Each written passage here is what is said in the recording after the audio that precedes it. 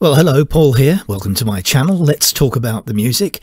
And today we're going to talk about this little beauty here, ABBA and Dancing Queen. I think everyone likes this song. Yeah, that's my theory.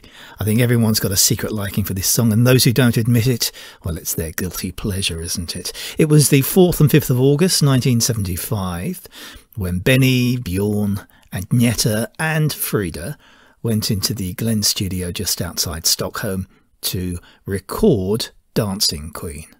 After this, Benny and Bjorn spent something like 6 months in post-production to perfect the song, and it was a whole year from August 75 to August 76 before the public got to hear the song, one of the most complete pop songs of all time. Now, ABBA had burst onto the scene at Eurovision in 1974 with Waterloo.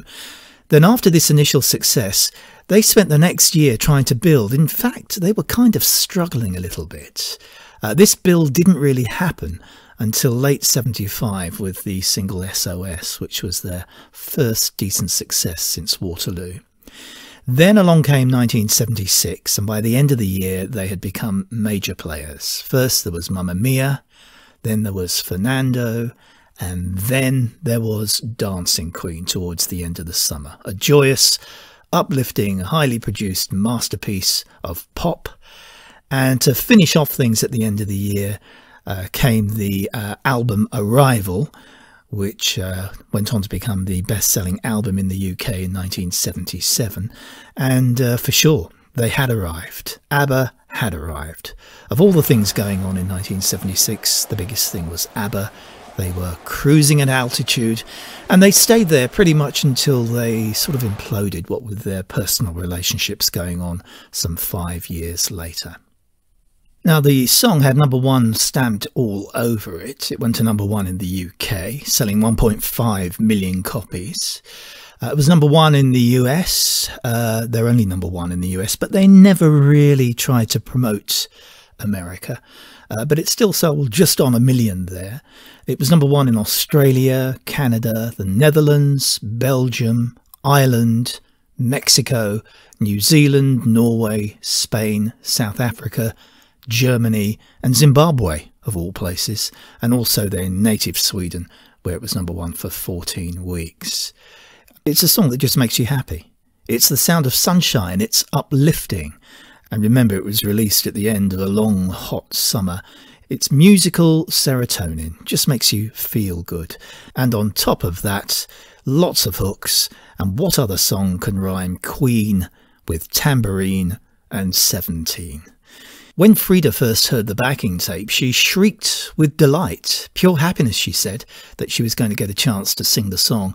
And Agneta said it's hard to know what will be a hit, but with Dancing Queen we all instinctively knew that it would be a hit. The song itself was heavily influenced by Rock Your Baby, George McRae, which had been a hit 2 summers before. And some people say it's unofficially the very first disco music, though I would argue disco music was around long before summer 1974. But there are similarities. Both songs, Rock Your Baby, George McRae, and ABBA, Dancing Queen, have that full sound to it. They're both very summery, and they both kind of make you feel good when you listen to them. But probably the nearest they come to each other, or probably the nearest similarity they have, is the beats per minute, because both songs have a mid-tempo feel, which goes down usually very well on the dance floor. ABBA had around 101 beats per minute, and George McRae has around 104. So very similar songs in terms of tempo, beats per minute, and the way the song sort of moves along. And as I said, they both have a full sound, and right from the start, ABBA, Dancing Queen, it's going at it. It's like attack, attack, attack. It even attacks on the chorus straight away, doesn't it? But it just starts off as it means to go on, and it starts off with that glissando piano. Originally, there had been an electric guitar piece, some strumming effect before that glissando piano. And in the post-production, that was one of the many things to come out. They decided to just attack with the piano straight away. But once the song gets started, it stays that full pace for 3 3/4 minutes before it fades out. And it's a song that has quite a lot of instrumentation in it as well. There's lyrics, but there's enough room in the song as well for the instruments to shine through. When Paul McCartney was looking for a title for Yesterday, he developed the song with the working title of Scrambled Eggs. And Benny and Bjorn did something similar with Dancing Queen. The working title was Boogaloo, until Dancing Queen was eventually decided on. It was suggested actually by their manager, Stig Anderson. Dancing Queen is ABBA's most popular song with their fans. Though it does have some sort of rivals for that top spot. The Winner Takes It All is another hugely popular song of theirs. It was a kind of Europop version of US disco music, which was highly popular at the time, but with various ABBA ingredients thrown in: the duetting girl lead vocals, Benny's piano, and that typical ABBA wall of sound. And true to a real disco song, the lyrics were all about the disco and the dancing. And Dancing Queen was the one and only time cameras were allowed into the studios, and you could see how the girls helped with the songwriting by harmonizing, sometimes bringing in their own ideas, sometimes changing slightly the melodies that Benny and Bjorn had written. They were certainly part of the creative process. So it was Benny and Bjorn who started the songwriting process for the band. They literally had the blank piece of paper. And then when they created a tune and created lyrics to go along with it, they would then give it to the girls. The girls would then have their thoughts on how it should be. And very often, sometimes they changed things. And for sure, if they weren't happy, Agneta and Frida, about something, invariably they got their own way in the end. And they did with the lyrics of Dancing Queen, because Dancing Queen, as we know the finished version now, has an intro start, then it goes into the chorus, the full chorus, and then the verse develops out of the chorus, verse 1. Then it goes back into the chorus, then we have verse 2. So only 2 verses in the song. There was intended to be 3 verses, but in post-production, because of the girls' insistence, the first verse was actually taken out. And I have here the original first verse. These are the lyrics to the very first verse. Now, could you imagine, instead of what we've come to know, these were the original lyrics? I don't know about you, but they wouldn't have worked nearly half as well as the lyrics that we're used to now. The lyrics to what was originally going to be verse 2 promoted to verse 1. And these are much stronger lyrics, aren't you? Much better than Baby Baby, You're Out of Sight. I think I much prefer the Friday Night and the Lights Are Low lyrics, Looking Out for a Place to Go. They're actually great lyrics to start a purely commercial pop song. Also, the video for this song was shot at Frida's favourite nightclub in Stockholm. And it was Benny who really pushed for Dancing Queen to be a single. I mentioned earlier it was recorded in the August of '75. They spent a number of months working on post-production. By February of '76, the song was ready. And Benny was really very keen to have Dancing Queen released as a single that February-March time for the UK market and, of course, across Europe. But the manager and the record company, manager Stig Anderson, along with the record company, didn't want Dancing Queen to be the next single. They wanted Fernando to be the next single. And of course, Benny was pushing his side of the story. And he was saying, look, Fernando looks back. It's old-fashioned. It's about people fighting, you know, an old war from many centuries ago.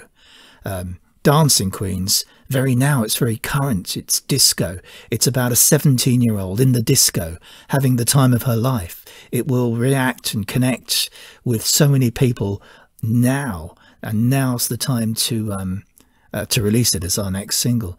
But the record company and the manager, Stig Anderson, were adamant about Fernando, saying, look, Fernando's going to appeal to youngsters, it's going to appeal to old people, and it's going to appeal to everyone in the middle.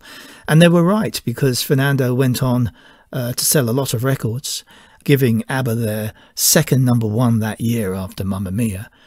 And of course, when Fernando had left the charts and the late summer, that's when the record company wheeled out Dancing Queen as the lead single from what would be the new album coming out at the end of the year, Arrival, which went on to fantastic success, becoming the best-selling album in the UK and right across Europe for 1977. Now, Dancing Queen also did very well in America. It was ABBA's only #1 there. And there's a reason as to why they didn't crack America the way they did Australia and Europe and the UK. It's because they never really promoted themselves over there. And there was a reason for this. And the reason was Agneta. She got homesick. She didn't want to leave her children. And the boys were particularly keen to go to America, saying now is the right time. If we're going to do it, we've got to do it now. If we delay, then we may not get this chance again. And they did a tour of Australia, 76 going into 77. And Agneta particularly was just astounded by the response they got in Australia. And it quite frightened her as well. And Australia was a long way away. And she was away from her children. She didn't like that. She suffered homesickness quite a lot. And what with Frida, who is more of the boys' way of thinking, but she had a very close connection with Agneta because all four obviously got on very well with each other. But Frida and Agneta were really close, and she could empathise with Agneta. And she could understand what Agneta was going through, so kind of sided with Agneta.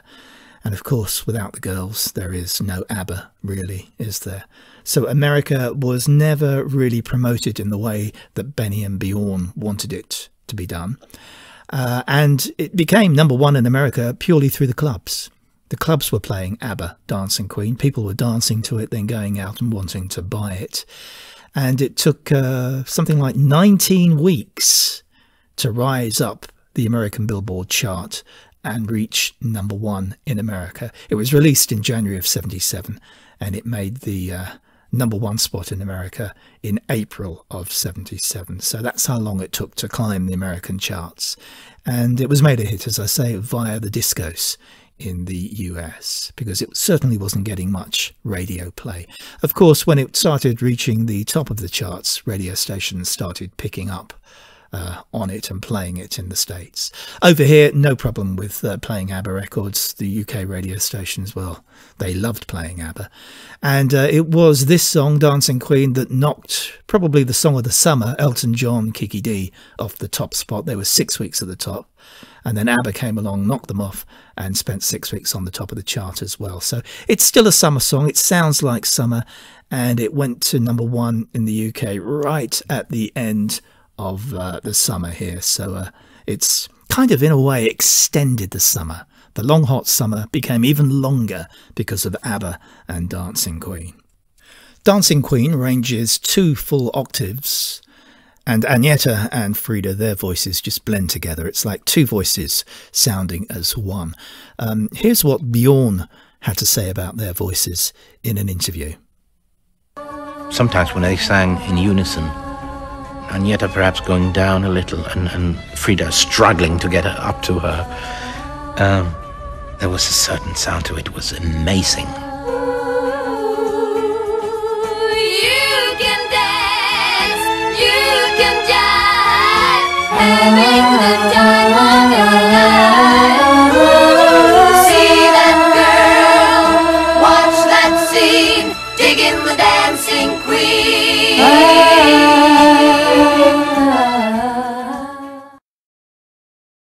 Well, ABBA had an awful lot of things going on within their sound, but the key to their success was the sound of the girls' voices, in my opinion. Of course, the music was great, the instrumentation was great, production values, everything was terrific. But it was the 2 girls' voices blending together which really created that unique sound. And I mentioned before, 1976 came along, ABBA were kind of struggling really to really assert themselves. By the end of 1976, they were the #1 band, without a doubt. And whilst Dancing Queen was #1 in the UK through September and October of 1976, They were playing the Albert Hall, 11,000 tickets for the Royal Albert Hall in London. That's how many it would seat. 3.5 million people applied. Well, there you go. If you get those sort of numbers, you know you're doing something right. Let me give you some facts and figures. Sold 3 million records worldwide, 1.5 in the UK, just on 1 million in the US. U2 covered the song in 1992. Bono is a fan. And remember, for a while, ABBA were out of fashion through the 1980s, much of the 1980s, from around 82 at the time of their demise as a band, through to around 1992. They were considered old-fashioned, and if you liked their music and adhered to their music, and a lot of people who'd liked what ABBA had done through the 70s were no longer wanting to be associated at all with their music, simply because they went out of fashion. But they came back into fashion from 92 onwards, and they've kind of stayed in fashion ever since. I mean, they're the one band, even above the Beatles, that people say they would love to see reform. And in the year 2000, Channel 4 ran a TV poll on the 100 greatest number ones of all time, and Dancing Queen came fourth. Bohemian Rhapsody came first. That chart was chosen by experts. Okay, so that's Dancing Queen and ABBA. Got a little question for you. I like to give a little question at the end. I've already said that Dancing Queen sold 3 million records worldwide as a single, but Dancing Queen wasn't their best ever selling single worldwide. What was their best selling single worldwide? Any ideas? I'll give you the answer in just a few seconds.